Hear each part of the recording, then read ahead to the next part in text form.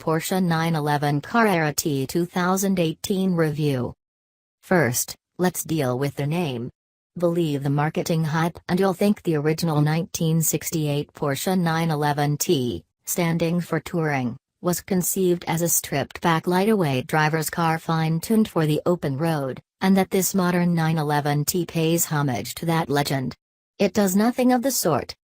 50 years ago, the 911 T was a cut-price, poverty-spec 911 designed to boost sales. Porsche took money out of it wherever it could, none more so than in its engine, which was so detuned that, at 110 bhp, it was and remains the least powerful 911 ever offered for sale. Regardless of name, this new 911 Carrera T takes a completely different approach, not least because, at £85,576, it's almost 10% more expensive than the Carrera coupe on which it's based. The original T was well over 10% cheaper than the standard 911 of the time. In fact, today's T is a far more carefully honed road warrior than its ancestor ever was. Even so, there's been no revolution here. So if you were hoping the Carrera T would be a mini-me GT3, look away now. But that's not to say there's nothing interesting going on. The motor is the stock 3.0-liter turbocharged Carrera unit, as is its 7-speed manual gearbox. But the shifter has been made a little shorter and the whole thing runs through the final drive from the Carrera S, dropping the gearing more than a touch. More significant still is the standard limited slip differential, Porsche's highly effective PASM adaptive damping system, and the 20mm suspension drop that comes with it, 20 in rims and standard fitment of the Sport Chrono Pack, with its steering wheel mounted mode switch. It has sports exhausts, too. These items alone would amount to almost the additional cost asked by Porsche were it possible to fit them all as options to a Carrera. Four-wheel steering, unavailable on the Carrera, becomes an option here. So far, so good. To negate the additional weight of these systems, Porsche sells the car as standard with no rear seats and no infotainment system.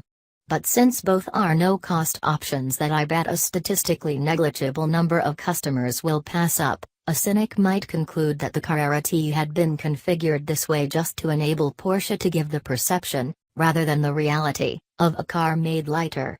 In truth, despite lightweight glass being fitted to the side and rear windows and the removal of some sound deadening, even without rear seats and sat-nav, the car is just 5 kilograms lighter than a standard Carrera. However, Porsche points out that were the cars in comparable specs, if you fitted the Carrera with the diff, dampers, big wheels and so on, that figure would be 20 kilograms. Visually, the Carrera T has a deeper front splitter, indistinguishable to these eyes from that fitted to a Carrera S, and badging down the side and on the engine cover. Inside, leather is now used only for the seat side bolsters, with the rest covered in a rather attractive Sportex material. There's more badging in the rev counter and on the kick plates, door pulls rather than handles, and, if you're a real 911 geek, you'll notice the map on top of the gear lever is now depicted in red paint. To expect such changes to transform the 911 would be optimistic to the point of naivety, but it is also to imply that the 911 is in some need of transformation.